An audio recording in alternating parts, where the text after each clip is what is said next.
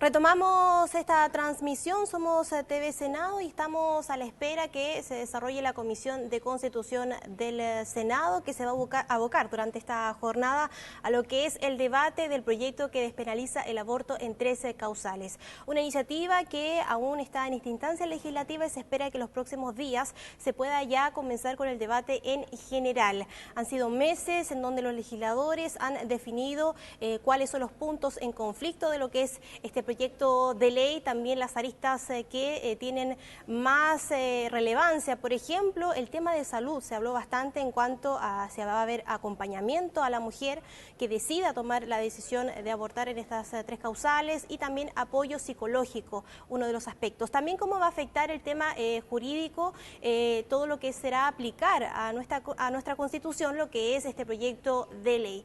Aspectos que se han abordado con abogados, expertos constitucionalistas, académicos que han entregado su postura a favor y en contra de lo que es esta iniciativa legal, y que se ha avanzado en esa discusión. Se espera se pueda entonces concluir esta ronda de audiencias durante esta jornada. Una instancia legislativa que pueda avanzar durante esta jornada en lo que es el debate. Se espera que a mediodía pueda decidir si durante mañana miércoles o en esta semana se pueda votar ya en general y así avanzar, despachar este proyecto a la sala y ver las indicaciones que pueda recibir en la discusión en particular. Durante esta jornada se espera se reciba abogados constitucionalistas, también parte del Ejecutivo y por último también representantes de la Biblioteca del Congreso Nacional, que van a entregar sus posturas en cuanto a la discusión que se ha ido avanzando en esta Comisión de Constitución. Y posteriormente ya se decida por parte de los legisladores si se va a requerir una audiencia más o se va a comenzar ya de lleno a lo que es el debate,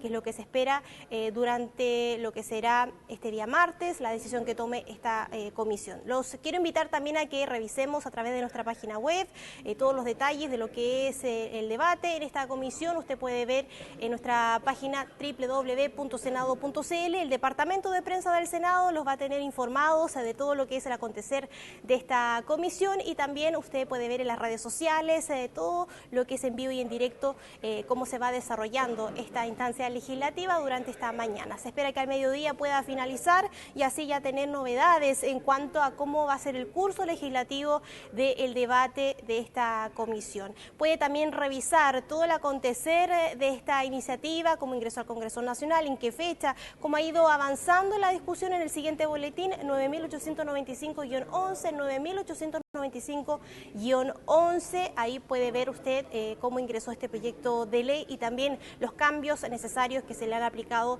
en cuanto a su discusión legislativa.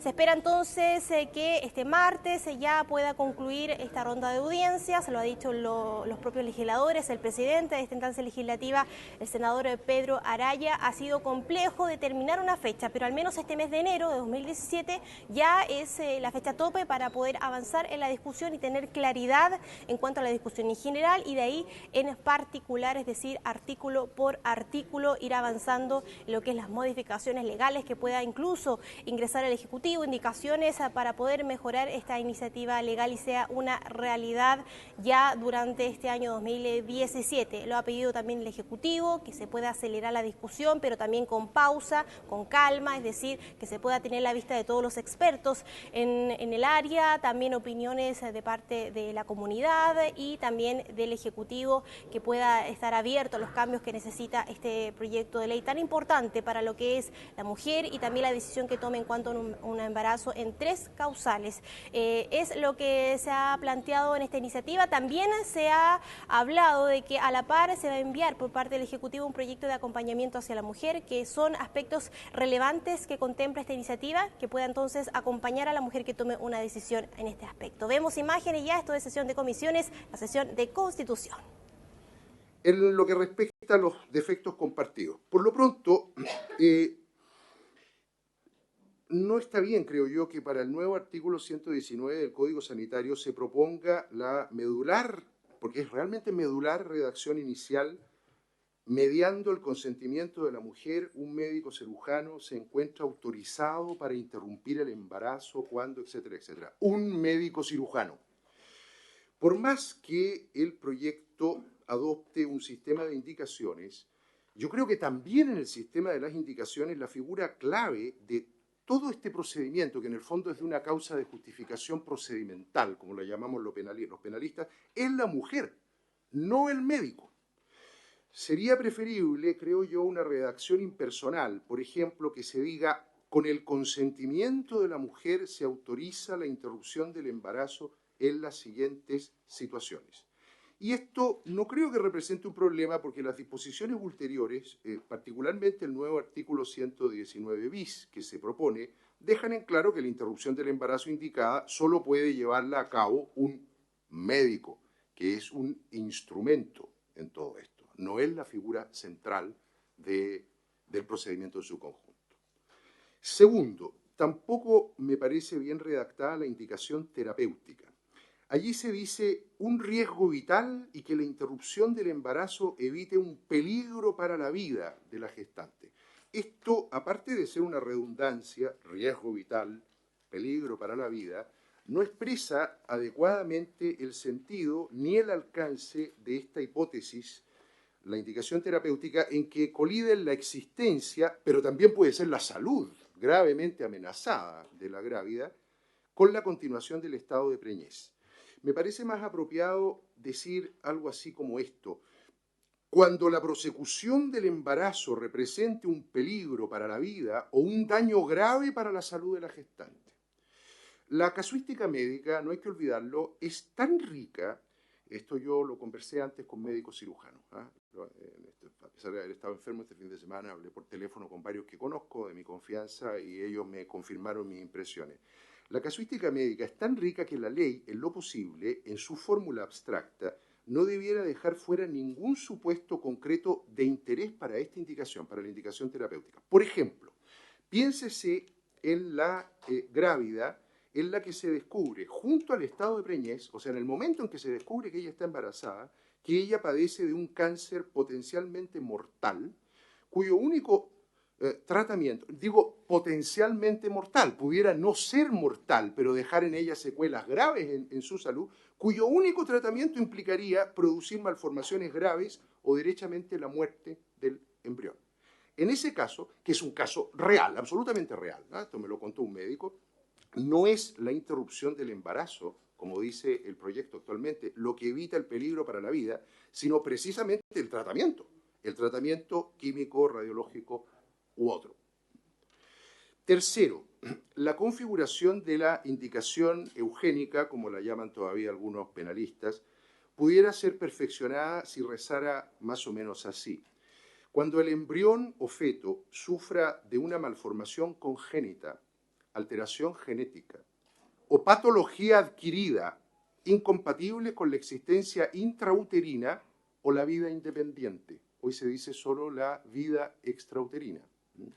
Esta redacción, creo yo, permitiría abarcar más situaciones que las comprendidas en el proyecto, siendo el pensamiento exactamente el mismo, el que está detrás. Sobre todo, no hay que olvidar que existen patologías que el nasciturus puede adquirir durante el proceso gestatorio, sea transmitidas por la grávida, sea producto de causas externas, por ejemplo, una medicación inapropiada. Hay muchos casos, digamos, que se han dado en la jurisprudencia del mundo, digamos, ¿no? de situaciones de esta naturaleza, como el famoso proceso Contergan, ¿no? En los años fines de los años 60, principios 70.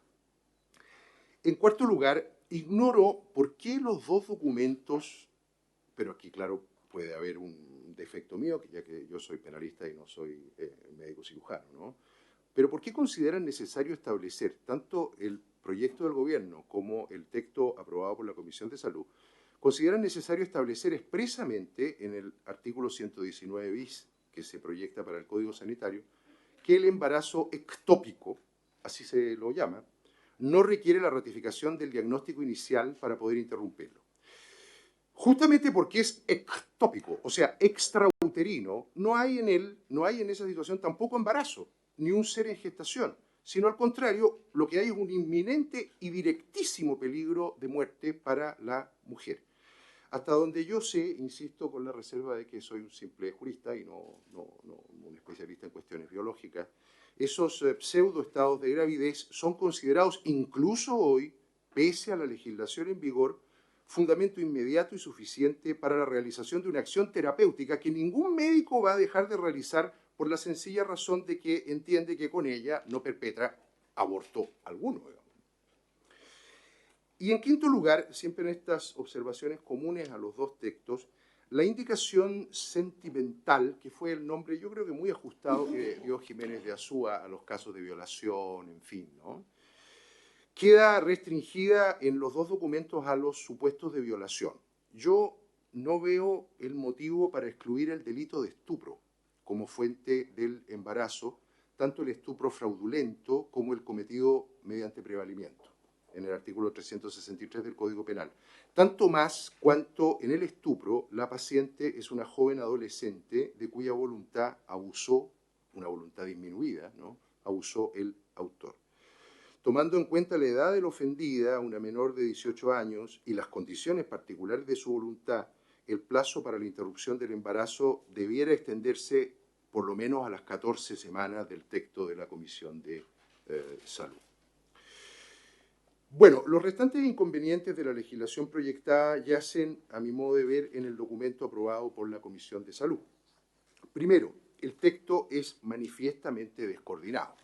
Esto está redactado, me temo, de una manera muy poco atenta. Entre otros ejemplos que cabría aducir, el inciso cuarto del artículo 119, a propósito del adolescente que requiere la interrupción del embarazo y del informe a los representantes legales, informe que, dicho sea de pasada, no creo que sea indispensable dado el carácter personalísimo de esta decisión. Ese inciso cuarto remite al inciso quinto. Dice, si a juicio del médico existen antecedentes que hagan deducir razonablemente que proporcionar esta información al representante legal señalado por la adolescente podría generarle alguno de los riesgos contemplados en el inciso quinto, se informará al adulto, etcétera, etcétera, etcétera. Pero resulta que el inciso quinto no habla para nada de esos riesgos. Trata de una materia completamente ajena al riesgo que anuncia el inciso cuarto. Este defecto no está en el proyecto gubernamental, que en esto está, digamos, coordinado. Segundo, el mismo inciso cuarto no nombra a las menores de 14 años de edad a contrapelo del proyecto del gobierno, que en esa hipótesis exige la autorización del representante legal o, en su defecto, del Tribunal de Familia competente. Tercero, el artículo 119 bis, inciso segundo, dispone la ratificación del diagnóstico de la indicación patológica o embriopática, como también se la llama, ¿no? Embriopatológica sería mejor en castellano, por un médico que cuente con las habilidades específicas requeridas, lo que sugiere indirectamente que el autor del diagnóstico inicial pudiera no tenerla. ¿Cómo? El diagnóstico no tiene competencia. Además, establece que el diagnóstico, amén descrito, debe ser previo, y esto, creo yo, es semánticamente absurdo, porque todo diagnóstico en medicina consiste en determinar el carácter de una enfermedad a la luz de sus signos, siendo, por tanto, el diagnóstico anterior a la ejecución de ulteriores acciones terapéuticas. Dicho de otra manera, el diagnóstico es siempre un pronóstico, y las prognosis póstumas existen nada más que en las cabezas de nosotros, los penalistas, ¿no?, a propósito de ciertas teorías, ¿no? Pero en el mundo de las ciencias naturales no existen esas prognosis póstumas, y por lo tanto no es para nada necesario poner que el diagnóstico sea previo. Cuarto, me parece recomendable que se especifique qué órdenes o clases de profesionales integrarán el equipo de salud que constatará los supuestos de la indicación sentimental. Esta es una comisión que tiene un poder tremendo sobre la suerte de la grávida, y creo yo que hay que garantizar, junto con su competencia, también su objetividad y leal acatamiento de la ley. Pero, quinto, lo más grave va por el lado de las niñas y adolescentes que hubieran sido violadas y que pidan la interrupción del embarazo, porque el texto de la Comisión de Salud coloca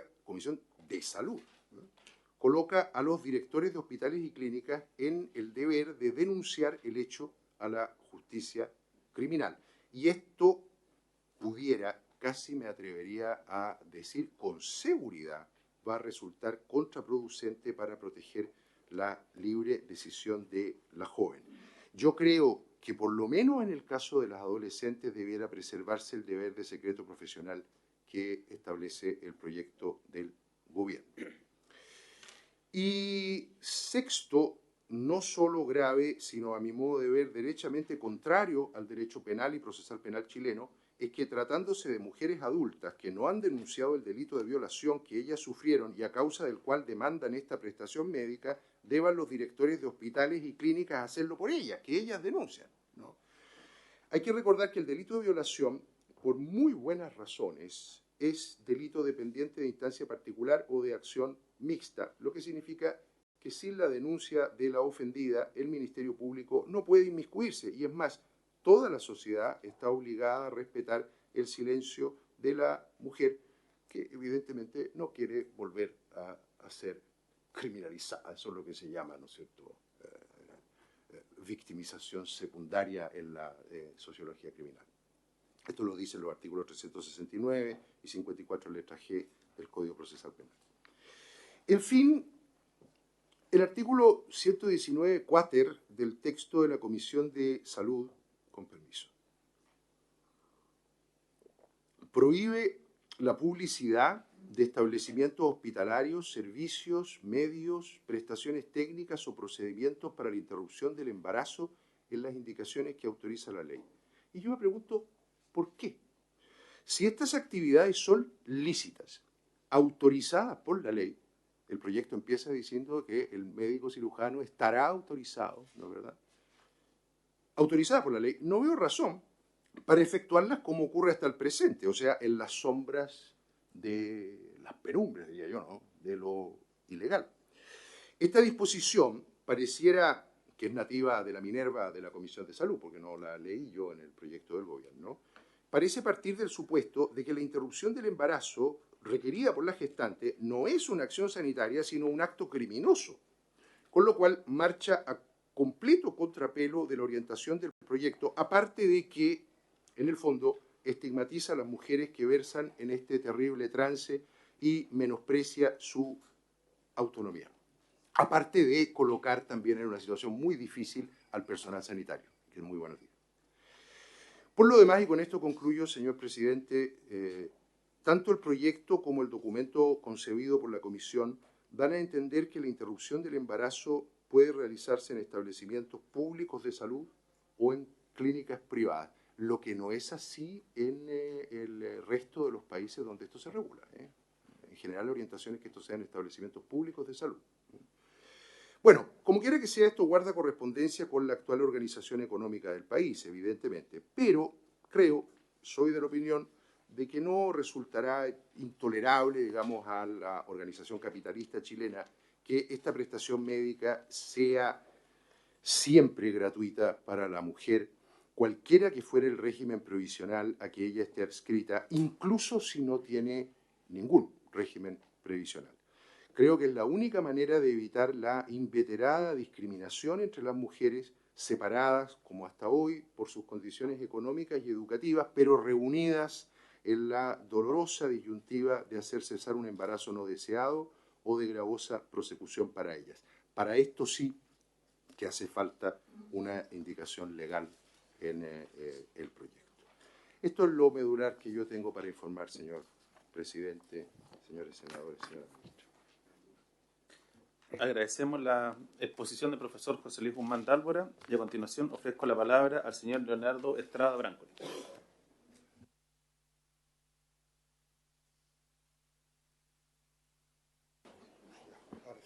Muchas gracias, señor presidente. Yo voy a exponer sobre lo que se dijo en la Comisión Constituyente, la Junta Militar, el Consejo de Estado, la Comisión Conjunta y de nuevo la Junta Militar. Como antecedente, la Comisión Constituyente, de los 8 miembros que eran participantes, 5 participaron en el debate sobre el aborto terapéutico. Su presidente, Enrique Ortúzar, nacional, Jaime Guzmán, gremialista, Jorge Guay, socialdemócrata, Enrique Evans, demócrata cristiano, y Alejandro Guzmán, demócrata cristiano. 86ª sesión del 12 de noviembre.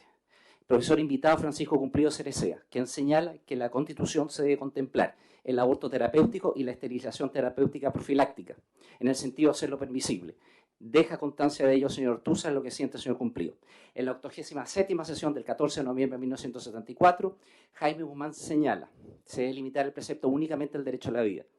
No, en cambio, consignar todo tipo de protección al que está por nacer, porque en el fondo protege más a la madre que el que está por nacer. Se puede privar de la vida en el caso de legítima defensa y aplicación de la pena de muerte, pero el aborto es un homicidio porque la vida comienza con la concepción y no con el nacimiento.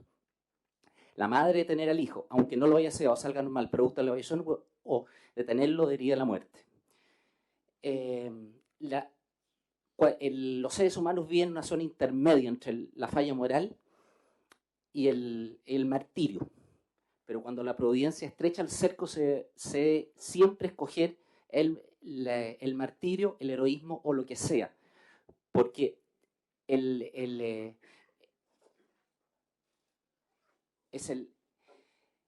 ahora, porque no se puede invocar la gravedad o tragedia, porque el orden moral es absoluto y absoluto debe ser la prohibición del aborto. Enrique Evans al respecto señala: tiene dudas si la concepción personal e individual del señor Guzmán puede aplicarse en la vida colectiva de una sociedad pluralista. Plantea que el artículo 75 del Código Civil se traslade a la Constitución como norma flexible que autoriza al legislador el aborto en ciertos casos, especialmente el aborto terapéutico. Enrique Ortúzar señala: ¿desde cuándo existe el derecho a la vida del que está por nacer? ¿Al día siguiente de la relación sexual? ¿Al día subsiguiente? ¿A la semana? ¿A los 10 días? ¿Al mes? Hay algo relativo al menos en sus inicios. El derecho a la madre es tangible y si tiene que escoger entre la vida de la madre o el hijo, opta por aquella. Jorge Ovalle: el hijo que nace no es independiente de la relación padre-madre, es la relación misma del padre y madre. Si la madre odia al hombre que la violó, va a haber plasmado en el hijo la vileza del acto y lo puede rechazar. Por eso es que uno es partidario de la prohibición absoluta al aborto. Alejandro Silva Espuñán: lo dicho por el señor Guzmán es una verdad dura que le gustaría poder seguir y aceptar, pero no puede imponerse a los miembros de una sociedad política. Las diferencias en la comisión son el reflejo de las diferencias en el país entero y las normas deben ser obedecibles racionalmente. Señor presidente, aquí hay un enfoque sociológico y un enfoque jurídico. En el enfoque sociológico predomina una postura mayoría, en que es la sociedad debe ser una sociedad pluralista, basada en el respeto por las diferencias.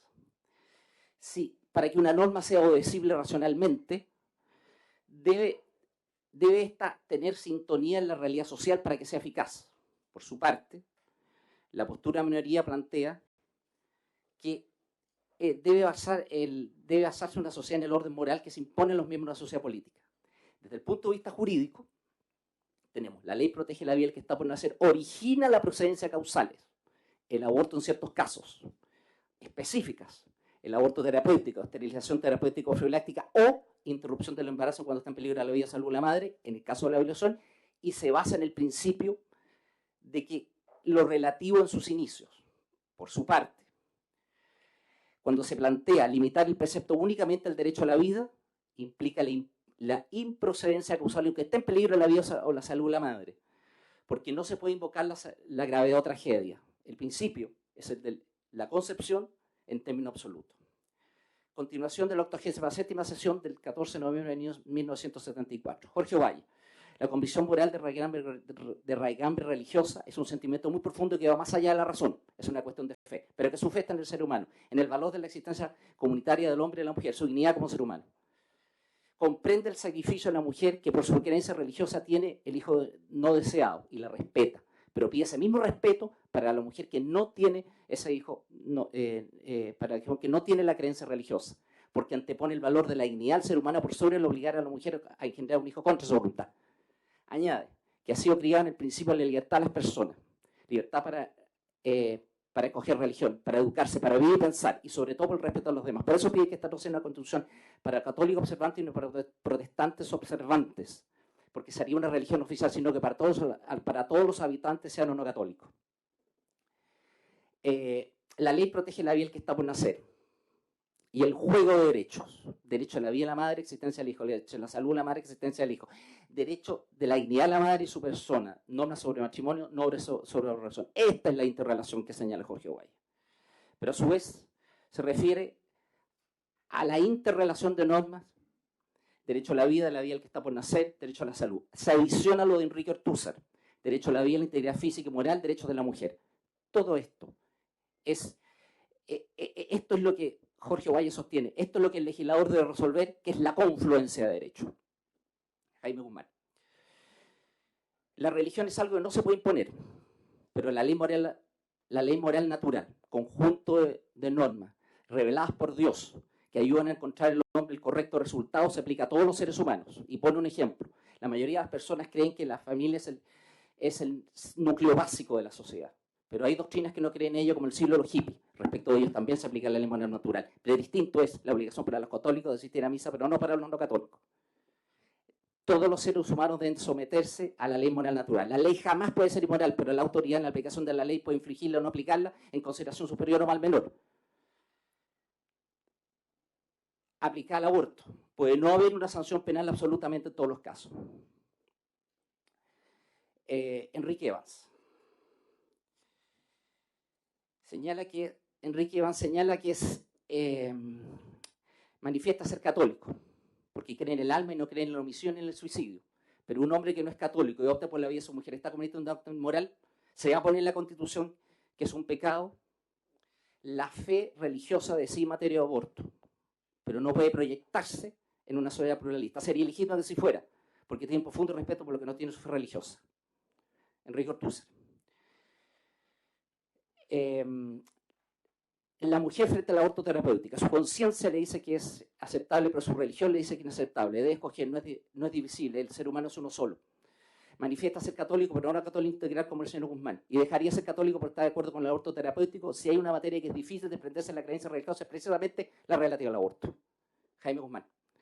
Comprende que el señor Ortúzar opte por la vida de su mujer. Pero aquí no hay dos derechos, hay un solo derecho, el derecho del hijo que está por nacer. El derecho a la madre no es un derecho, es un deseo efectivamente comprensible. La madre moría como consecuencia de elementos naturales. Enrique Ortúzar le consulta. Si esta inhabilidad absoluta es válida para la pena de muerte o legítima defensa. No en absoluto, contesta Guzmán, porque la legítima defensa la persona ser privada de la vida por un acto de otro se la sanciona. En cambio, la madre ser privada de la vida por curso natural de las cosas. No por un acto de otro, ahí radica toda la diferencia. No puede ocurrir un acto inmoral para evitar el curso natural de las cosas. Son principios de orden natural que se puede discutir todo lo que se quiera, pero se le reconoce una sola cosa, no a un solo argumento de fe. Enrique Ortúzar Escobar levanta la sesión. Señor presidente, aquí lo que hay es un enfoque filosófico, religioso y jurídico. En el enfoque filosófico religioso, a ver, la fe religiosa es sí en materia de aborto, pero puede no coincidir con la conciencia de la persona. Por eso es que se basa en el principio de la libertad del ser humano. La postura de minoría, en cambio, sostiene que la fe religiosa no incide en materia de aborto y se basa en el principio del ser humano de estar sujeto a la ley moral natural. El enfoque jurídico, en cuanto a su interpretación y en cuanto a su aplicación. En cuanto a su interpretación, tenemos la interrelación de normas. Derecho a la vida, derecho a la salud, derecho a la vida que está por nacer, derecho a la integridad física y psíquica, derecho de la mujer. Porque es la confluencia de derechos que resuelve el legislador, tomando en consideración la comunidad que él representa. La postura de medida, en cambio, jerarquiza y segmenta la norma jurídica, que en este caso te refería al derecho a la vida como una norma aislada. En cuanto a su aplicación, la ley, manifestación de la voluntad soberana que según la aplicación de la Constitución manda, prohíbe, permite. Manda, prohíbe, permite. Son elementos objetivos que la autoridad debe cumplir. Esto garantiza la igualdad ante la ley y favorece los derechos de la mujer. Por su parte, si la ley es prohibitiva, la autoridad permisiva infringe la ley y debe hacer una valoración subjetiva de lo que significa consideración superior o mal menor. Esto necesariamente lleva a la desigualdad ante la ley y conculca los derechos de la mujer. 88ª sesión del 19 de noviembre de 1974. Profesor invitado José Luis Sea. Él propone que se contemple en la Constitución el derecho a la vida y que en el Código Penal se reglamente el aborto terapéutico y se proscriba el aborto no terapéutico. Le parece que esa puede ser la solución. Enrique Ortúzar. Sí, si se contempla en la Constitución el derecho a la vida, se debe establecer como excepción el aborto terapéutico, según la mayoría de la Comisión. Y el aborto es procedente en caso de la evolución brutal de la madre, porque es el violar el derecho humano de la propia madre. 90ª sesión del 25 de noviembre de 1974. Alejandro Silva Acuña, que nos pide que no se coloque nada de aborto. Jaime Guzmán, el silencio es un simple silencio que la Comisión estimó oportuno por razón de legítima prudencia. Enrique Ortúzar, el silencio significa que el aborto no se condena si nace permisible de forma explícita, porque será el legislador el que determinará en qué caso protege la vida que está por nacer. Alejandro Silva Acuña, existen dos encargos al legislador, encargo explícito e implícito, en este caso es implícito, y que la ley protege el libre de conocer es un buen argumento para que el legislador no abra la posibilidad de una legalización excesiva al aborto. Jorge Valle, para que el legislador justifique el aborto se requiere acopio de antecedentes, informes técnicos, estudios concretos, y no desde la liberalidad de los países nórdicos, porque es deseo constituyente se considera de forma restrictiva. Enrique Evans, frente al drama horrendo de un padre tener que escoger entre la vida de la madre o el hijo, se establezca una norma flexible, que no sancione penalmente el aborto terapéutico, y que quede en acta lo dijo él y Silva Acuña, Enrique Ortúzar. Si hubiese una violación masiva de alumnos en una escuela, y a su propia hija la violara un degenerado normal o delincuente, autorizaría el aborto en ese caso. A continuación, solicita el asentimiento de la comisión para que queden acta todas las opiniones manifestadas por cada uno de los integrantes de la comisión, incluidas las operaciones de los señores Silva Acuña y Evans. Jaime Guzmán, deja testimonio de su opinión convencida y contraria del precepto probado, que la Constitución no tome definición en esta materia, deplora el desenlace del debate y que la Comisión de Constitución no tome definición en el sentido que él ha patrocinado. No se pliega ninguna de las posturas de mayoría y lamenta haber quedado en minoría en un asunto tan importante, pero van a insistir más en ello. Señor presidente, aquí se toma definición por parte de la Comisión Constituyente. Aquí hay un voto de mayoría que establece la ley protege a la ley del que está a conocer, que es el legislador que debe establecer en qué caso protege. Hay un encargo al legislador, establece causales genéricas.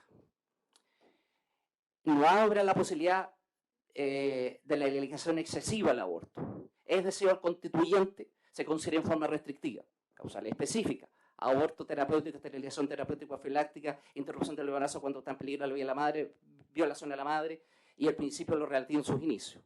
Señor presidente, este es un voto de mayoría, que no es unánime, pero que es único, porque el voto de minoría es de oposición y rechazo al precepto aprobado, y se funda en que se limita únicamente el derecho a la vida, por cuanto no se puede consignar todo tipo de protección al que está por nacer, porque el foto parece que más a la madre que está por nacer. Señor presidente, un breve paréntesis. Por esas coincidencias simbólicas, se aprobó un 25 de noviembre. El 25 de noviembre es el Día de la No Violencia hacia la Mujer. Precisamente, este es un paso significativo que dio la Comisión Constituyente, especialmente su presidente, Enrique Ortúzar, en ese sentido, señor presidente. Si bien en la 94ª sesión del 12 de diciembre de 1974 se aprobó una norma. Esta instancia Jaime Guzmán lo propone Jorge Valle, lo aprueba Alejandro Silva Acuña y en el fondo consciente Enrique Ortúzar. La ley protege la vida al ser que está por nacer. 80ª sesión de la Junta Militar del 3 de septiembre de 1976, preside el general Augusto Pinochet, que señala que hay observaciones. Enrique Ortúzar, la ley protege la vida al ser que está por nacer. Miguel Schweitzer, ministro de Justicia. No tiene sentido, es una redundancia, el que está por nacer sí lo tiene.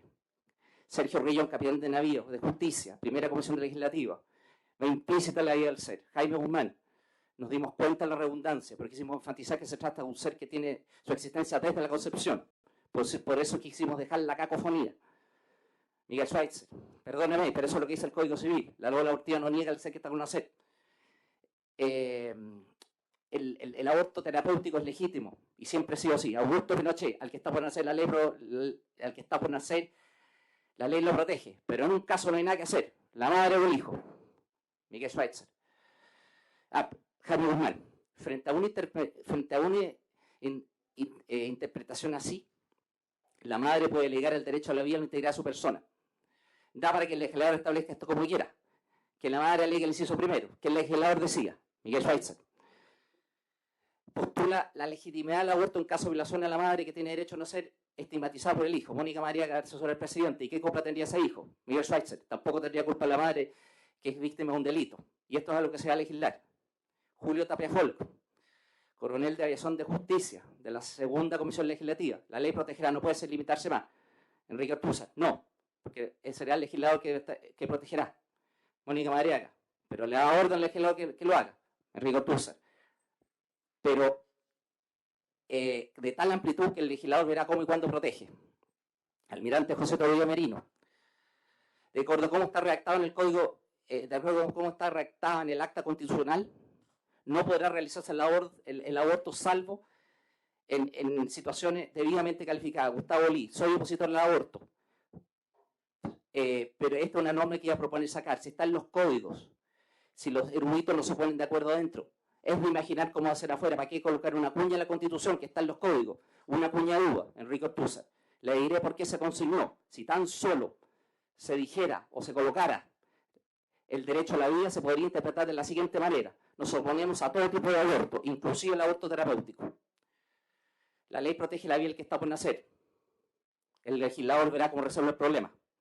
Ahí no habría problema, concluye el coronel de Ejército de Justicia, Fernando Lyon, subjefe legislativo del Comité Asesor de la Junta Militar. Señor presidente, aquí la Junta Militar, en su 280ª sesión, ratifica lo que dice la Comisión Constituyente en la 86ª sesión, la 87ª sesión, la 88ª sesión y la 90ª sesión, pero no la 94ª sesión, porque revoca lo que ahí dice y se vuelve a la normativa original. La ley protege la vida del que está por nacer. Esto es, que será el legislador el que determinará en qué casos protege. También se establecen las causales genéricas y las causales específicas. Y en definitiva el principio relativo en sus inicios. La postura de minoría. Frente a una interpretación así, la madre puede invocar el derecho a la vida o la integridad de su persona. Da para el legislador establezca esto como quiera. Precisamente en este punto, señor presidente, da para que el legislador establezca esto como quiere, viene una coincidencia con lo que dice el señor Ortúzar, la ley, que es el legislador que debe determinar en qué caso protege. En marzo de 1977 renuncian los señores Silva Bascuñán y Evans y en mayo el señor Ovalle. 407ª sesión de la Comisión de Estudio de la Nueva Constitución del 9 de agosto de 1978. Preside el señor Ortúzar. Jaime Guzmán propone indicación. Ya en la vía intrauterino, el ser tiene existencia real que se le reconocía, se constitucionaliza una norma al Código Civil de Desobeditación. Raúl Bertelsen juzga peligrosa la indicación porque está reconociendo al ser que está en una probeta. Jaime Guzmán formuló la indicación. Ya antes del nacimiento, el ser tiene existencia real que se le reconocía, se constitucionaliza una norma al Código Civil de Desobeditación. Raúl Bertelsen. La sugerencia es una perogruidad que prefiere el primitivo texto de la mesa. Enrique Ortúzar se opone a la indicación, porque se constitucionaliza así una norma del Código Civil de Desobeditación, es un alcance que la Constitución no consideró. Y además, porque es el legislador quien debe determinar en qué caso protege la vida del que está por nacer. Raúl Bertelsen deja constancia que no participó en la materia en estudio y que se elimine la materia en estudio. Constancia que afirme lo señalado por la Comisión Constituyente desde la 86ª sesión hasta la 90ª sesión. 58ª sesión del Consejo de Estado del 12 de diciembre de 1978, presidente Arturo López Sánchez y vicepresidente Gabriel González Videla. Enrique Ortúzar hace una relación de todo lo señalado del sentido alcance de lo aprobado por la Comisión Constituyente. Pero aquí hay un argumento, el de la Declaración de Naciones Unidas sobre los Derechos Humanos. Juvenal Hernández tiene dudas si trasladar una norma de derecho privado a la Constitución, porque puede dar lugar a debates desaconsejables. Formulaciones y comentarios de Pedro Ibáñez, Julio Filippi, Vicente Huerta y Juan Antonio Cobola. En el acta no señala los comentarios, pero sí señala que reinsiste Enrique Ortúzar con el argumento de los derechos humanos. Puesta en votación, se aprueba inciso primero por Pedro Ortúzar por 11 votos contra 6. Pero paréntesis, Nogueira, Pfeffer, Verdugo y Blanc sostienen de que Pedro Ibáñez se adhiere a la postura de Enrique Ortúzar. Sería 12 contra 5. Decreto Ley 3.464. del 8 de agosto de 1980. La Junta de Gobierno, el ejercicio de la potestad constituyente, aprueba la Constitución sujeta a ratificación por plebiscito.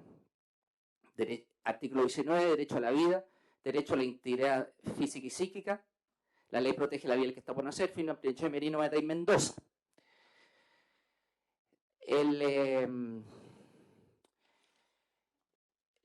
Entra en vigencia el 11 de marzo de 1981. El artículo 119 en el Código Sanitario en ese momento sostenía: solo con fines terapéuticos se podrá interrumpir un embarazo. De acuerdo a lo que se sostiene, además de esa causal, si se contemplara la vida y salud de la madre, si se contemplara la violación, estaría en concordancia con lo aprobado por la Junta Militar, la Comisión Constituyente, el Consejo de Estado y lo que dice el texto positivo de la Constitución y la interpretación normativa que lo subyace. Señor Presidente, el 6 de julio de 1988 el Gabinete Consultorio de Dominio presenta proyecto de ley que prohibía la interrupción del proceso en gestación, salvo indirectamente ocasione la muerte del feto, y aplica pena de presidio mayor sobre grado mínimo para arriba a la pena del aborto, estableciéndolo con el homicidio. El 12 de julio pasa a la segunda comisión legislativa, preside el general Matei. El 13 de enero de 1989 informe la comisión conjunta, la primera comisión legislativa, que el que está por nacer desde la concepción tiene el mismo valor jurídico que el no nacido. No se puede provocar la muerte liminal, es ilícito. Aprueba la legislativa. La tercera comisión legislativa: es imposible equiparar la vida pendiente a la independiente, tiene valor jurídico pero con una connotación distinta. El proyecto elimina la indicación terapéutica, pero por el contrario, debe incluirse la vida, salud de la madre y en caso excepcional de violación. Rechaza la idea legislar. La segunda comisión legislativa: el que está por nacer está bajo el amparo constitucional.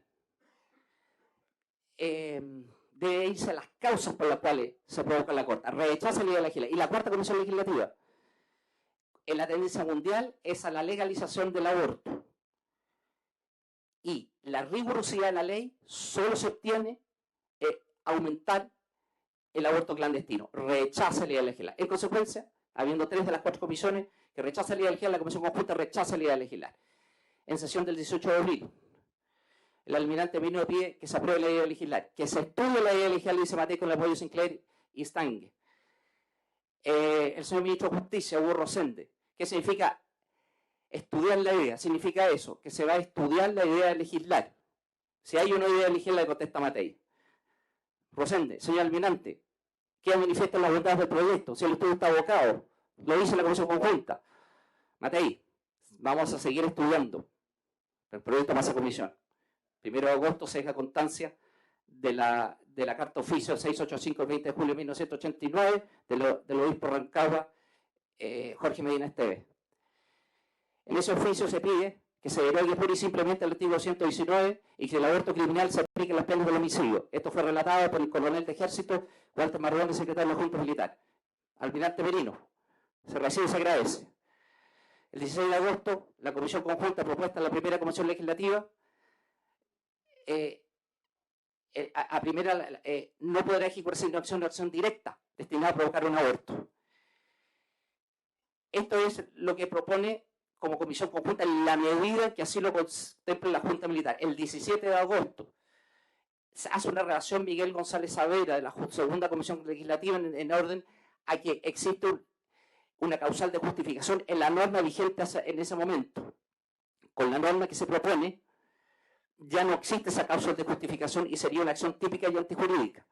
Hugo Rosende: si para salvar la vida de la madre se provoca la muerte del feto, y siempre con un procedimiento médico, siempre que sea un efecto, siempre fuera un efecto no querido, ni deseado, si no es en ese caso, ahí estamos frente a un doble efecto que es legítimo. Pero si para salvar la vida de la madre el medio conducente es la muerte del feto, es un aborto terapéutico y es una acción directa.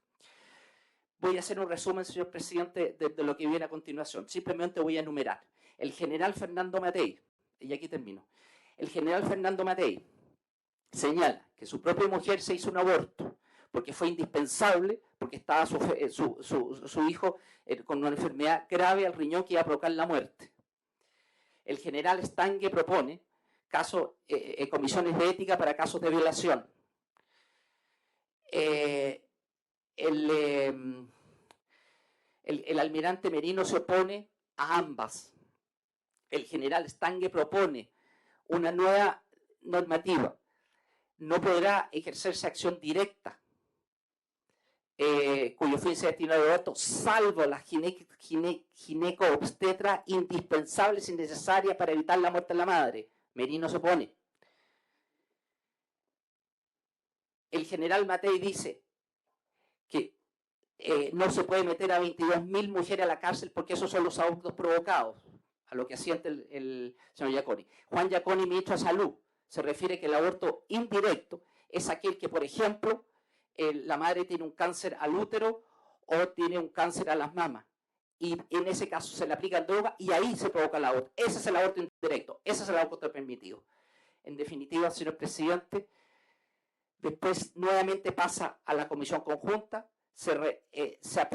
La comisión conjunta, a propuesta de la primera comisión legislativa, propone la actual normativa y en definitiva se aprueba el 22 de agosto para que en definitiva se publique el 24 de agosto. Lo que aquí hay, señor presidente, es que lo que ha aprobado la Junta Militar y publicado el 24 de agosto de 1989 no va con nexo causal de lo aprobado por la Constitución, por la Junta Militar, el Consejo de Estado y la Comisión Constituyente. El voto de mayoría va en la línea del voto de minoría, señor presidente, ratificada por Hugo Rosende. Por eso es que el actual proyecto de su excelencia la Presidenta de la República va en la línea no solo del voto de minoría, sino que es más restrictivo de lo que aprobó la Comisión Constituyente, la Junta Militar y el Consejo de Estado. Por eso es que es constitucional, señor presidente. Muchas gracias, señor presidente. Gracias, don Leonardo. A continuación ofrezco la palabra a don Matías Mesa Lopejandia, máster en Ciencias Sociales con especialidad en Derechos Humanos, asesor parlamentario de la Biblioteca del Congreso. Bueno, le damos las gracias al profesor Guzmán que nos acompañó en la sesión. Sí.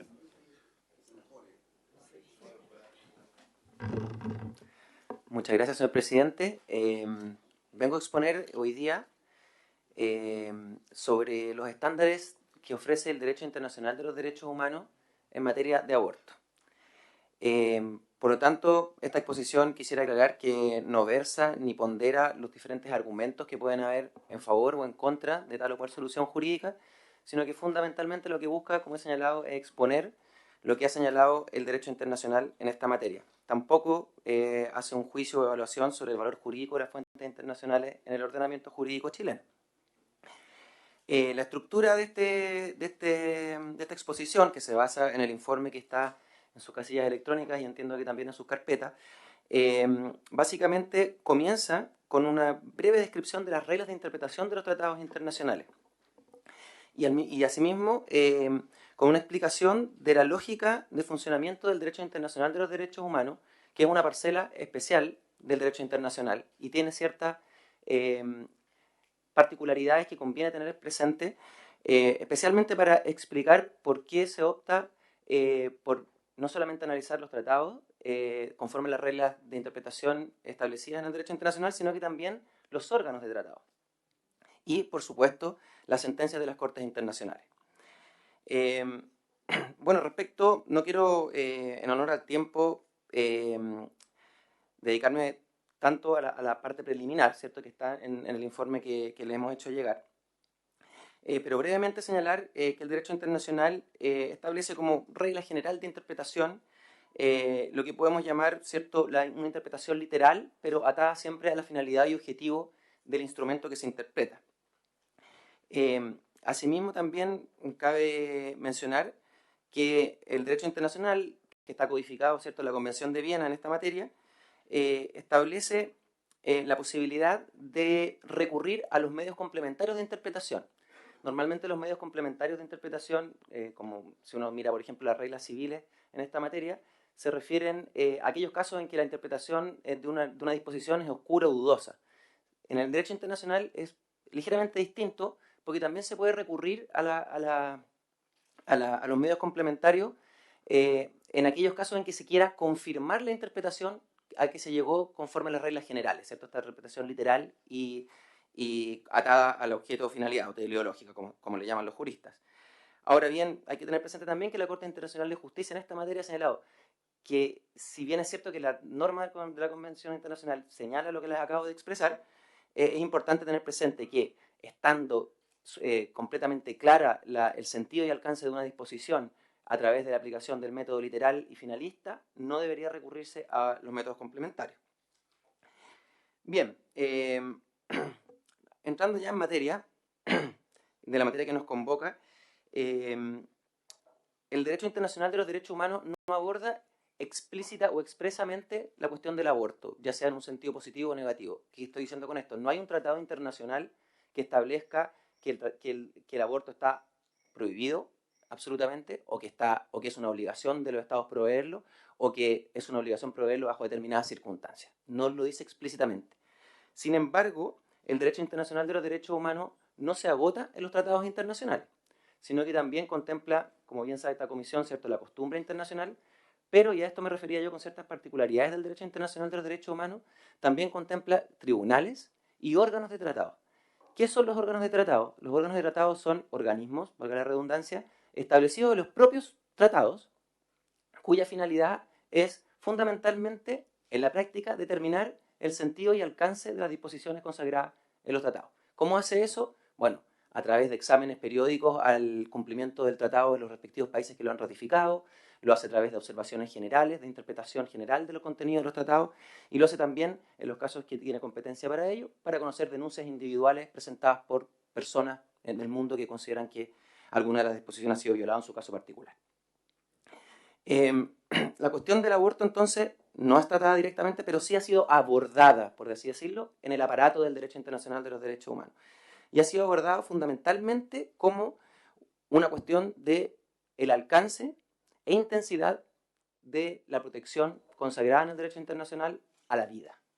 Entonces, vamos a partir de esta premisa, ¿cierto?, de que efectivamente el derecho internacional de los derechos humanos protege la vida del que está por nacer. Hay varias disposiciones en diferentes instrumentos que establecen esto. Voy a partir con la Declaración Universal de Derechos Humanos, que no es un tratado internacional, sin embargo es considerado como el pilar inicial, genético, del moderno sistema de derechos humanos. Ahí están el reconocimiento de los derechos civiles, también de los derechos económicos, sociales y culturales, que después se convirtieron en los dos principales, en el contenido de los dos principales pactos internacionales de derechos humanos, de los cuales, por cierto, Chile es parte. Y ahí es interesante porque respecto del derecho a la vida, el texto de la Convención se refiere a que todos los seres humanos nacen libres e iguales en dignidad y derecho. En esta discusión, ¿cierto?, que obviamente levanta muchas pasiones, por decirlo así, esta idea de que los seres humanos nacen con derechos ha sido esgrimida como argumentando de que solamente comenzarían a partir del nacimiento, ¿cierto?, la completa separación del nasciturus de la madre.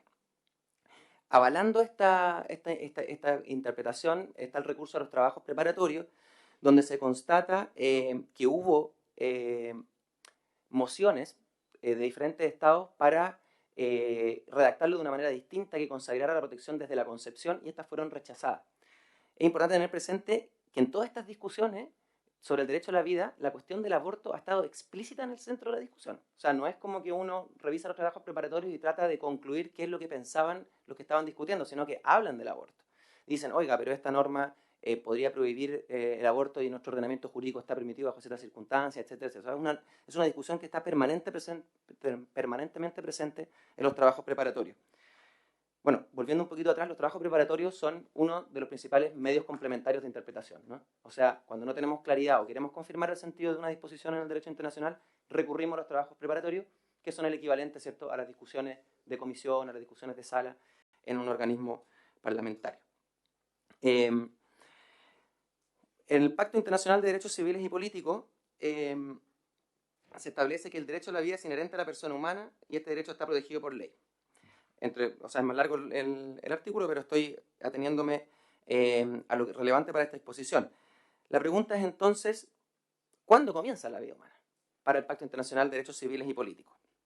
Aquí los trabajos preparatorios apuntan en el mismo sentido que el derecho, perdón, que los trabajos preparatorios de la Declaración Universal, porque según los autores consultados que están en el informe que preparamos para ustedes, también hubo mociones para incorporar el concepto de concepción en el artículo 4º.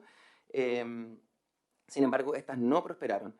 Y se agrega también un elemento interesante de interpretación al constatar que el texto finalmente aprobado hace una prohibición expresa de ejecutar a mujeres que están en estado de gravidez. Y esto para algunos autores es una reafirmación de esta idea de que no habría una protección absoluta para el nasciturus, ¿no?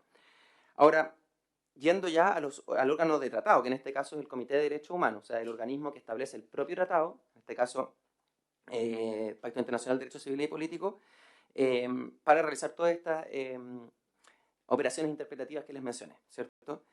El año 2000, el comité promulgó, digamos, la Observación General número 28, donde empezó a tocar el tema del aborto. Y hizo dos menciones que son interesantes en esta materia. Primero, porque solicitó a los estados que informen sobre aborto seguro respecto de mujeres violadas, lo que muestra de alguna manera que el comité comienza a tener una preocupación sobre este punto en particular, ¿no? Y también manifiesta su preocupación por las disposiciones legales que establecen la obligación del médico de revelar cuando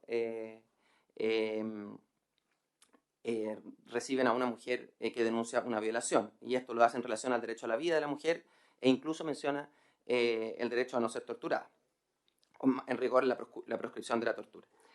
El año 2005, en el ejercicio de otro tipo de competencias que tiene este organismo, conociendo el caso conocido como KL versus Perú, donde se revisó si es que existía violación de derechos en el caso de una mujer menor de edad, una niña, a la que se le negó un aborto de un embarazo anencefálico, o sea, un feto que carecía de cerebro,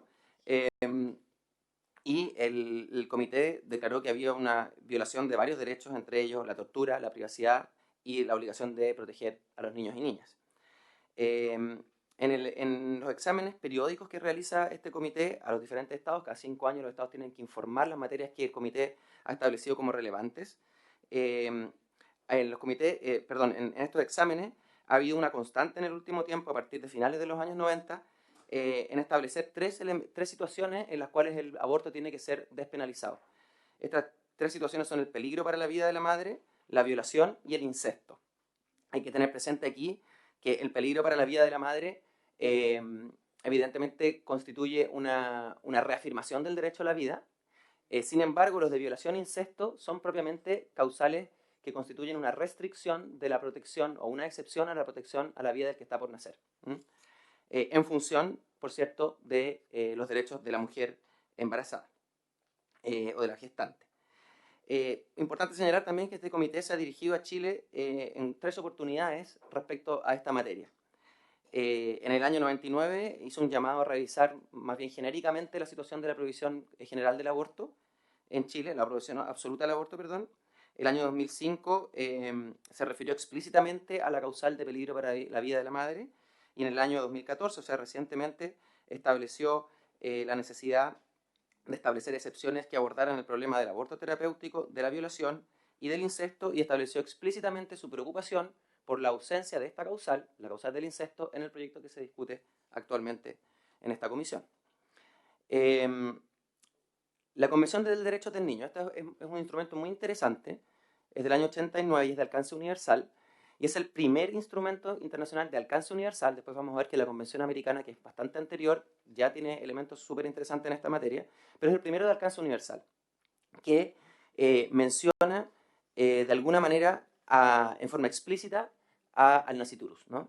¿Cómo lo hace? Lo hace en el preámbulo. Y es importante tener presente que el preámbulo no es simplemente como una declaración de intenciones, sino que el preámbulo tiene un valor hermenéutico significativo porque es parte de lo que se conoce como el contexto desde donde se debe interpretar la literalidad y la finalidad de un tratado internacional y de sus disposiciones.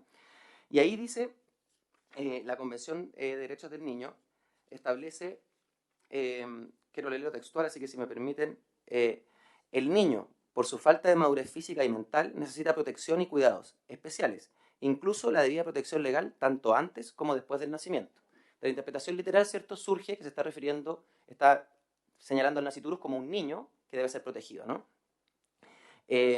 Ahora, no se puede agotar la interpretación en esto, entonces vamos a recurrir a los mismos elementos que hemos recurrido en los otros casos. Pero antes de señalar que de esta disposición, de este preámbulo, ¿no?, que ayuda a interpretar el alcance de la Convención, saltan a la vista dos cosas. Primero, que otorga protección a la vida del que está por nacer, y segundo, que reconocería la personalidad jurídica del que está por nacer.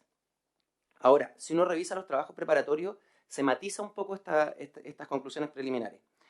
Lo primero, bueno, reiterarle esto, en este caso en particular, fue especialmente central la discusión del aborto en los trabajos preparatorios.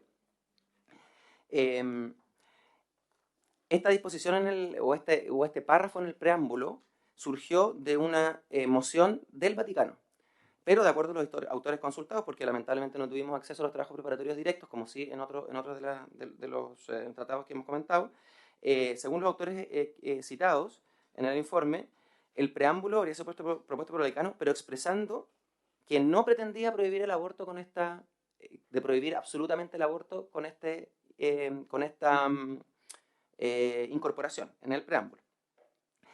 Esta prevención, ¿cierto?, se refuerza cuando uno revisa qué es lo que sucedió con la discusión de los cuidados prenatales en el texto de la Convención, que es a lo que hace referencia en la frase del párrafo del preámbulo que estamos citando, ¿no? Y lo que originalmente, lo que señalaba lo que era el artículo 4, en el año 78, se estaba iniciando la discusión de esta convención, dice, el niño debe gozar de los beneficios sociales, etc., tendrá derecho a crecer y desarrollarse. Con este fin deberá proporcionarse tanto a él como a su madre, cuidados especiales, incluso atención prenatal y postnatal, ¿no? Reafirmando, ¿cierto?, esta interpretación de primera vista que les planteé al comienzo de esta sección. Sin embargo, el texto finalmente adoptado y mediado por la aprehensión que manifestó Austria respecto a los impactos que esta redacción podía tener en materia justamente de aborto, la redacción final dice: los Estados partes asegurarán la plena aplicación de este derecho, se refiere al disfrute del máximo nivel posible de salud, y en particular adoptarán las medidas apropiadas para asegurar atención sanitaria prenatal y postnatal apropiada a las madres, ¿no? Se excluyó la referencia de la atención prenatal al naciturus, justamente en función de la aprehensión que manifestó Austria respecto al impacto que esto podía tener en las legislaciones que contemplaban la autorización del aborto bajo determinadas causales. Reafirmando esta interpretación, viene lo que ha señalado en distintas ocasiones el Comité de Derechos del Niño. El año 2003, la Observación General número 4, tuvo un primer abordaje, el Comité de Derechos del Niño, respecto al derecho al aborto, y consagró lo que podremos denominar un derecho procesal al aborto. ¿Qué significa un derecho procesal al aborto? Que en aquellos países donde está autorizado bajo determinadas causales, el Estado tiene la obligación de proveerlo. Eso es como la primera aproximación del comité. Esto significa, por un lado, primero, que la protección a la vida, aún en la Convención de Derechos del Niño, no es absoluta. Y significa que, en principio, un aborto seguro no sería obligatorio para los Estados, sino que sería obligatorio solo para aquellos que lo han reconocido en sus legislaciones. Eso en principio. ¿Por qué les digo en principio? Porque posteriormente, y particularmente a partir del año 2007, justamente en la revisión de la legislación chilena en la materia, en su examen periódico, se refirió a la preocupación que tiene el comité respecto de la prohibición absoluta vigente en Chile y en particular respecto de las causales de violación, incesto y peligro para la vida de la madre. Asimismo, en el año 2010 reiteró los criterios en el caso de Nicaragua para violación e incesto, y en el caso de Costa Rica 2011, que tiene una legislación menos estricta que la chilena, se refirió particularmente a aclarar a los médicos el alcance de la autorización, porque han habido problemas reportados en Costa Rica sobre que los médicos no tienen justamente claridad sobre cuáles son los supuestos bajo los cuales están autorizados a practicar el aborto. La CEDAW, ¿cierto?, que es la sigla para identificar la Comisión para la Eliminación de toda forma de discriminación contra la mujer, tiene un enfoque ligeramente distintos de los instrumentos que hemos revisado ahora. Fundamentalmente se refiere a los derechos reproductivos de la mujer y su organismo de control, ¿cierto? Su organismo de tratado ha tenido una especial preocupación por las tasas de mortalidad materna vinculadas a los abortos clandestinos. Ese es un poco el enfoque. Respecto de Chile, desde el año 99, se ha referido a la preocupación por la ausencia de autorización explícita del aborto terapéutico que incluya la salud mental de la mujer. El 2006 reiteró esa preocupación y el 2012 ya abordó como índice de causales que se había venido configurando en el derecho internacional de los derechos humanos, que se refieren a la violación, incesto, salud y vida de la madre. Hay otros casos también, Perú, República Dominicana, pero no voy a entrar en ellos en honor al tiempo. El Comité de Derechos Económicos, Sociales y Culturales también tiene una jurisprudencia, por decirlo así, similar. Ahora, quiero entrar al sistema interamericano de derechos humanos, que es particularmente interesante y rico en esta materia. ¿Por qué? Porque la Convención Americana de Derechos Humanos, de la cual Chile es parte, todos los tratados que hemos mencionado y la Declaración Universal de Derechos Humanos han sido firmadas y ratificadas respectivamente por el Estado de Chile. ¿Por qué les digo que es particularmente interesante el sistema interamericano? Porque lo que les adelanté anteriormente. El artículo 4.1 de la Convención Americana del año 1948 establece explícitamente que toda persona tiene derecho a que se respete su vida.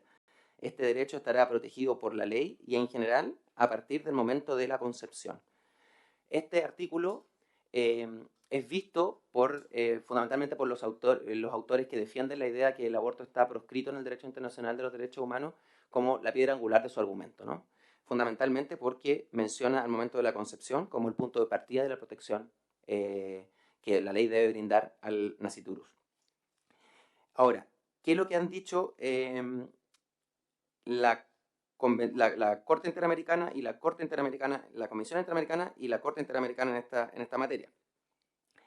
Ambas se han remitido a los trabajos preparatorios por las mismas razones por las cuales yo me he remitido a los trabajos preparatorios en este informe, porque es un elemento fundamental para la interpretación de las disposiciones. El año 81, la Comisión Interamericana revisó el caso Baby Boy versus Estados Unidos. Es un caso que quedó solo en la Comisión, básicamente porque Estados Unidos no ha ratificado la Convención Americana, que es la que crea la Corte Interamericana de Derechos Humanos.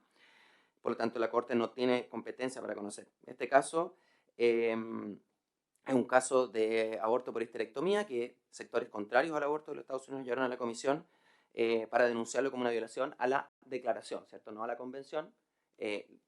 Vale decir que la declaración no tiene una mención a la concepción, sino que solamente habla desde a partir del momento del nacimiento. Sin embargo, la Comisión, cuando argumentó, se apoyó en los trabajos preparatorios tanto de la Declaración Americana como de la Convención Americana, entendiendo que la Convención Americana también echa luz sobre el contenido, ¿cierto?, de la Declaración Americana. Y ahí recordó que la palabra en general, les voy a volver a leer para aclarar el contexto en que esta palabra dice: este derecho estará protegido por ley y en general a partir del momento de la concepción. Esa voz y en general fue incorporada en el tratado a instancias de la propia Comisión Interamericana, que fue convocada a dar su opinión ante la OEA, y fue precisamente para compatibilizar la disposición con las legislaciones que admitían el aborto bajo determinadas causales. Asimismo, los trabajos preparatorios evidencian que hubo intentos en ambos sentidos, en el sentido de eliminar la concepción y en el sentido de eliminar la voz en general. O sea, por así decirlo, ambos bandos intentaron que la disposición fuera absolutamente favorable a su perspectiva. Sin embargo, ambas fueron rechazadas y en el fondo lo que se adoptó fue esta solución, por así decirlo, de compromiso, donde hay un reconocimiento de la protección de la vida del que está por nacer desde el momento de la concepción, pero es una protección que es en general. Después veremos qué es lo que se ha entendido por en general. En realidad lo vamos a ver ahora mismo, que es en el caso de Artavio Murillo contra Costa Rica, o conocido como el caso de fecundación in vitro, donde se revisó la convencionalidad, ¿cierto? O sea, si es que era compatible con la convención, una sentencia de la Corte Constitucional de Costa Rica que expulsó de su ordenamiento jurídico la fecundación in vitro, invocando el artículo 4.1 de la Convención Interamericana. La Corte, ¿qué es lo que hizo? Fue primero hizo básicamente dos preguntas. ¿Desde cuándo protege la vida del que está por nacer la Convención? Y ¿hasta dónde la protege? ¿Mm? O sea, ¿cuándo cede frente a otros derechos? Respecto de la primera pregunta, dijo, bueno, desde la concepción, ¿no? Es literal. La pregunta es entonces, ¿cuándo procede la concepción? Y esto es particularmente relevante para efectos de la fecundación in vitro, la pastilla del día después, no es tan relevante para la discusión del aborto, pero para que se quede completo el argumento lo voy a explicar. Básicamente lo que dijo la Corte fue, mire, la concepción está compuesta de dos momentos, fecundación e implantación.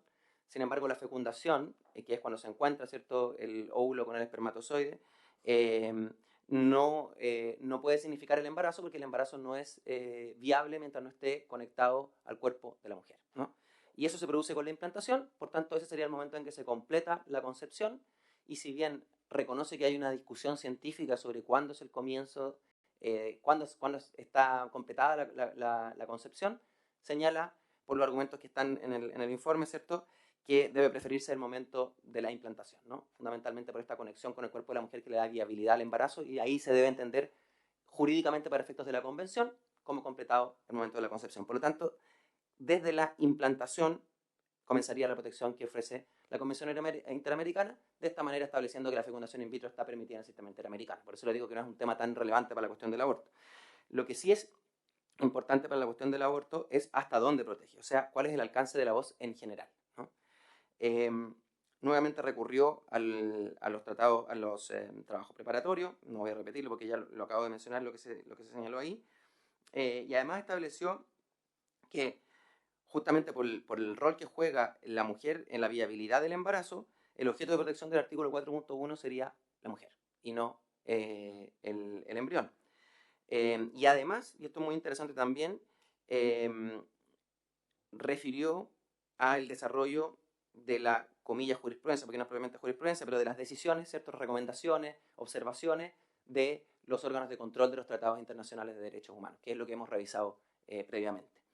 En conclusión, la Corte estableció que el embrión no es persona para los términos de la Convención Interamericana, que la concepción comienza desde la implantación y que la voz en general significa que la protección es la protección que ofrece el sistema interamericano para la vida que está por nacer es relativa, en el sentido que admite excepciones, es gradual y progresiva, en el sentido de que mientras más tiempo transcurre desde la concepción, es mayor la intensidad de la protección, ¿no? Eso es muy en general. Cabe señalar que hay un voto disidente en esta sentencia que discute en torno a la manera en que se justifica la idea de en general, ¿no? Tiene una particular visión al respecto, y si les interesa lo pueden revisar. Y finalmente, muy sucinto para no abusar de su tiempo, el sistema europeo de derechos humanos, que como bien saben no es vinculante ni mucho menos para el Estado chileno ni ningún Estado que no sea parte de la Convención Europea de Derechos Humanos. Sin embargo, sus lineamientos siempre son seguidos con atención tanto por los internacionalistas como por los propios organismos del sistema interamericano, ¿no? Va a ir viendo como por dónde va transcurriendo la argumentación del Tribunal Europeo.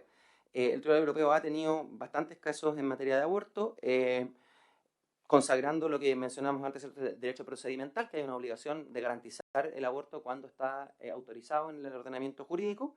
Y hay una sentencia que es A, B y C contra Irlanda, donde en Irlanda se está establecido a nivel constitucional que el aborto solamente es admitido cuando está en peligro la vida de la madre. Y ahí la Corte, bueno, reconoció que esto invadía la privacidad, sin embargo recordó que la privacidad puede ser limitada por diferentes causales en una sociedad democrática, entre ellas la moral, y entendió que era legítimo en una sociedad democrática que por razones morales se protegiera, o sea, se limitara el derecho a la privacidad de la mujer en estas materias. Esta sentencia ha sido bastante discutida en la doctrina. También tiene un voto disidente importante, como tanto número de jueces fueron disidentes en esta sentencia, pero el fundamento el principal punto de la controversia tiene que ver con la aplicación de la doctrina del margen de apreciación, que básicamente se trata que en aquellos casos en que no hay un consenso europeo sobre la materia que se discute, los estados tienen un ámbito para tomar decisiones más autónomamente, digamos.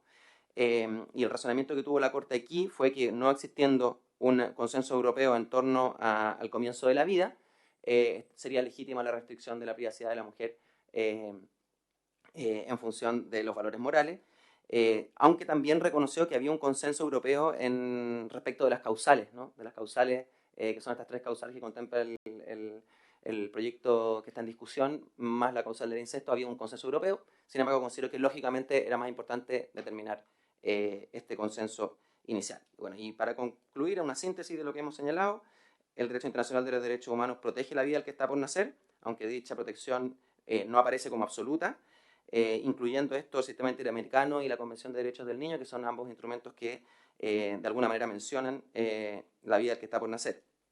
El interés en proteger la vida del nascituro puede estar conforme, insisto, al derecho internacional de los derechos humanos que hemos revisado, limitado por los derechos de la mujer embarazada, particularmente su vida, su integridad física y psíquica, sus derechos reproductivos, y existen consistentes observaciones y recomendaciones al Estado de Chile en relación a autorizar el aborto en 4 causales: violación, incesto, salud y vida de la madre y malformaciones fetales. Muchas gracias, señor presidente. Muchas gracias por la exposición a don Matías Mesa Lovejandia, y ofrezco la palabra si algún senador quiere hacer alguna consulta. Senador Arboe. Bueno, en primer lugar quiero agradecer las exposiciones de todos y cada uno de los profesores y del representante de la biblioteca, que han sido buenas exposiciones y cada una de sus especificidades. Desearles feliz año a todos, por cierto. Y una pregunta, porque de la exposición del profesor Guzmán Tálvora y del relato que nos ha señalado don Matías Mesa, uno puede deducir que tanto en las normas internacionales como también, así quería entender, la recomendación del profesor Guzmán Tálvora debiera incorporarse, en el caso de él, lo señaló expresamente como una causal el estupro. Y aquí nos señala también que está considerado dentro de las recomendaciones de flexibilización el incesto. Entonces mi pregunta es más bien al gobierno, si va a incorporar esas sugerencias o no lo va a hacer, primero. Y en segundo lugar, me parecieron muy pertinentes las observaciones de redacción del profesor Guzmán Tálvora, porque efectivamente de mantener la redacción que viene aprobado el texto de la Comisión de Salud del Senado, podríamos tener ciertas complicaciones en la aplicación misma, digamos, de lo que pretendemos lograr, ¿no? Que es la despenalización de la interrupción del embarazo en determinadas causales. Esas son mis preguntas, presidente. Gracias, senador Arboe. Senador Larraín.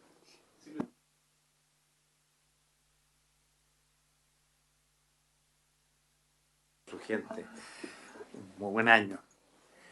Lo mismo a todos los miembros de la comisión, a nuestro equipo que trabaja y a los que asisten. Gracias por las exposiciones, y quiero detenerme muy brevemente en la exposición de don Leonardo. Ha sido particularmente notable su especie de radioteatro de la historia, ¿no? Dicho además literalmente, con forma mucho más completa que el informe, que ya es muy completo. Muy interesante. Quisiera, sin embargo, preguntarle, porque ¿cuál es el valor jurídico que estas actas tienen desde el punto de vista de la interpretación en nuestro ordenamiento jurídico? ¿Valen o no valen como historia fidedigna de la ley? Y lo segundo, hay mucha discusión, por lo que puedo apreciar de sus palabras y del mismo texto del acta que él ha reproducido en su informe, porque la pregunta al final del día es, dice don Leonardo, que la Constitución lo que hace es establecer en qué casos la ley debe proteger. La verdad es que la Constitución no hace distinción, dice que siempre deberá proteger, es un imperativo, ¿no? La ley protege la vida que está por nacer, no en qué casos la protege o no, sino que es un imperativo general, obligatorio, abstracto para todas las situaciones que puedan sobrevenir. Y la pregunta que uno tiene que hacerse frente a ese mandato constitucional, si acaso una ley que en alguna de las hipótesis que establece este proyecto está la música del radioteatro.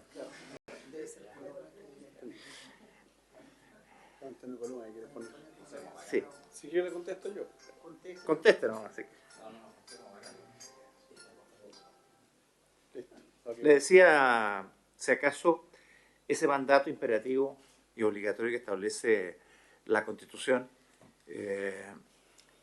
es algo que se ve confirmado con este proyecto de ley en sus indicaciones o no. Si las causales, especialmente la tercera, por ejemplo, es una forma de proteger la vida que está por nacer, ¿pudiera interpretarse esa como un cumplimiento del mandato o el mandato pudiera parecer haberse afectado? Más allá del juicio de valor que uno pudiera tener. Estoy hablando simplemente de una interpretación jurídica. ¿Cómo cree usted que se cumple ese mandato que establece la Constitución? Gracias, presidente. Gracias, señor Larraín. Prorrogamos por 5 minutos para que puedan contestar nuestro invitado. ¿Sí? Don Leonardo. Señor presidente, señor senador. A ver, la primera parte de la pregunta. ¿Cuál sería la aplicación? ¿Cuál sería la aplicación práctica? Bueno, el decreto ley 3.464 dice: la Junta de Gobierno en el ejercicio de la potestad constituyente aprueba Constitución sujeta a ratificación por plebiscito. Ahora, toda norma jurídica tiene a su vez un marco interpretativo que está dado por la propia Junta Militar. La propia, en la 280ª sesión es la Junta Militar la que establece mayoritariamente, salvo una postura de minoría, pero el presidente de la Junta de Gobierno, Augusto Pinochet, el ministro de Justicia, Miguel Schweitzer, señalan claramente dos causales específicas: el aborto terapéutico y la violación. Lo hace en sesión de Junta Militar en el ejercicio de la potestad constituyente, porque se está hablando de una norma que es constituyente. Por lo tanto, una norma no se puede segmentar, sino que tiene que tener una interpretación. Y en ese contexto valida a la Comisión Constituyente en cuanto tal, porque valida la 86ª sesión, la 70ª, la 88ª sesión y la 90ª, que va exactamente a la misma línea, si prácticamente las conclusiones son las mismas. O sea, lo que dice Miguel Schweitzer es prácticamente lo mismo que dice Enrique Ortúzar, prácticamente lo mismo. O sea, entonces, ese es el valor jurídico, ese es el valor jurídico imperativo, porque la ley protege la vida del que está por nacer. Hay que ver su origen. Su origen es precisamente como se origina en la procedencia de causales. Eso lo dice Enrique Evans. Entonces, uno tiene que ver la historia de la ley para establecer la interpretación normativa y, en definitiva, el texto mismo. Por eso es que el voto de minoría es de oposición y rechazo al precepto aprobado. Y además, ese voto de minoría no se pliega a ninguna interpretación de mayoría y que lamenta haber quedado en minoría. O sea, en el fondo está reconociendo que aquí el voto de mayoría es el que va a tener vigencia en relación a la norma de la ley protege la vida del que está por nacer. O sea, ahí está. A ver, si la Comisión Constituyente, por ejemplo, que ocurrió en algunos casos, establece una norma que no apruebe la Junta Militar, en ese caso lo que hace la Constitución es un mero antecedente que podrá ser tomado en cuenta. Pero si la Comisión Constituyente aprueba una norma que es aprobada por la Junta Militar y sobre todo en la interpretación normativa, que es plenamente coincidente tanto en la Comisión Constituyente como en la Junta Militar, en ese caso es vinculante. Y en cuanto a la tercera causal de violación, bueno, eso hay que verlo precisamente en la interrelación de normas, porque la norma no se puede ver segmentada. O sea, la ley protege la vida del que está por nacer, precisamente origina la causal de peligro para la vida de la madre, peligro para su salud y en caso de violación de la madre. O sea, esa norma tiene ese nexo causal en las tres causales establecidas por la Comisión Constituyente y por ende por la Junta Militar también, porque es un todo interrelacionado, no se puede ver segmentada la norma. Eso es que, por lo demás, esa metodología interpretativa también se aprobó como postura de mayoría. Ese es el sentido. Y por último, veamos lo que dicen las propias comisiones legislativas, que también la segunda, la tercera y la cuarta van exactamente en la misma línea. Claro, lo de la comisión legislativa, esa sí que no es vinculante, pero sí es un antecedente que tiene que ser tomado en cuenta y que también es coincidente. Esa es mi respuesta, señor senador.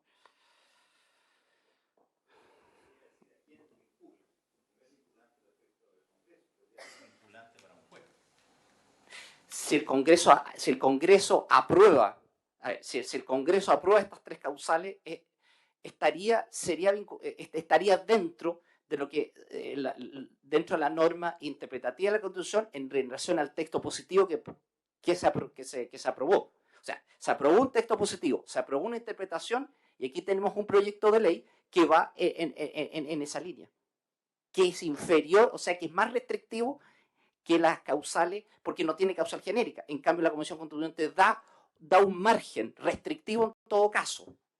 Y ahí aprovecho con responder a la segunda. Por eso es que no puede ser un aborto libre, que usted lo ha preguntado varias veces. No puede ser, porque la interpretación normativa constitucional restringe, establece. Es deseo del constituyente se considera en forma restrictiva, que no haya una legalización excesiva del aborto. O sea, tampoco no podría hacerlo por ese motivo. Un motivo de derecho positivo. Agradecemos la presencia de nuestro invitado y habiéndose cumplido el objeto de la sesión, señora ministra. Presidente, perdón, a propósito de la pregunta que hacía el senador Arboe, bueno, también siendo el primer día hábil del año 2017, aprovecho también de sumarme a todas las saludos y parabienes para todos y todas las presentes en esta comisión para el año venidero, digamos, esperando que en lo laboral, en lo familiar y en lo personal, digamos, sea un muy buen año para todos y todas. Sin embargo, en relación a la pregunta que hace el senador Arboe, a ver, nosotros, a modo, digamos, sin perjuicio de la discusión en particular, que luego va a haber en esta comisión, el incesto en Chile tiene una consideración distinta a lo que está mandatado en relación a los comentarios que se hacían en los tratados, digamos, y en los demás países. En Chile, la violación incluye las relaciones violentas al interior de la familia, por lo tanto, las agresiones y las violaciones sexuales al interior de la familia, lo cual da cuenta, digamos, de la situación de incesto. En tanto eso, consideramos que es suficiente con plantear la situación de violación, en tanto califica tanto lo extrafamiliar como lo intrafamiliar. Y en relación al tema del estupro, indudablemente en nuestro país el estupro está calificado solo en relación a relaciones consentidas pero viciadas, y por lo tanto ahí habría una situación distinta, digamos, y es por eso es que nosotros colocamos tal cual como el proyecto lo plantea, digamos, las situaciones de violación que son más explícitas, digamos, de violencia porque hay un forzamiento. Sin embargo, en el estupro no necesariamente no hay un forzamiento, digamos. Eso es lo que está puesto en las definiciones. Insisto, sin perjuicio de la discusión en particular a posterior. Gracias, señora ministra. Habiéndose cumplido el objeto de la sesión, se levanta. Culmina de esta forma la Comisión de Constitución del Senado, que se abocó durante esta mañana a seguir con esta ronda de audiencias en cuanto al proyecto que despenaliza el aborto en 3 causales. Escuchamos al final a la ministra Claudia Pascual del Ministerio de la Mujer y Equidad de Género, quien planteaba sus inquietudes respecto a los pasos legislativos a seguir sobre esta instancia legislativa. Ya durante esta semana, lo decíamos, se debiese definirse qué va a suceder con la votación. Se plantearon algunas dudas por parte de los legisladores en cuanto a cómo ha ido avanzando el debate en las distintas áreas, en temas relacionados, por ejemplo, al derecho constitucional, al tema de salud y jurídico que va a implementarse si es que este proyecto sea una realidad en los próximos meses. Temas que se plantearon en esta instancia legislativa, también estuvieron presentes académicos, expertos en derecho constitucional y también representantes de la Biblioteca del Congreso Nacional planteando sus posturas sobre cómo se ha ido avanzando la discusión de este debate. Estuvimos atentos a todo el debate, lo que plantearon los legisladores, también lo que va a suceder durante este mes, durante la votación, lo que se espera que sea una votación en general y posteriormente se pueda entonces derivar a la sala y seguir su proceso legislativo en lo que es la discusión en general. Estamos todavía viendo imágenes de lo que fue entonces esta sesión, estuvieron presentes los invitados, legisladores y avanzaron ya con este proyecto. Soy Betsabe Fuentes, esto fue Sesión de Comisiones.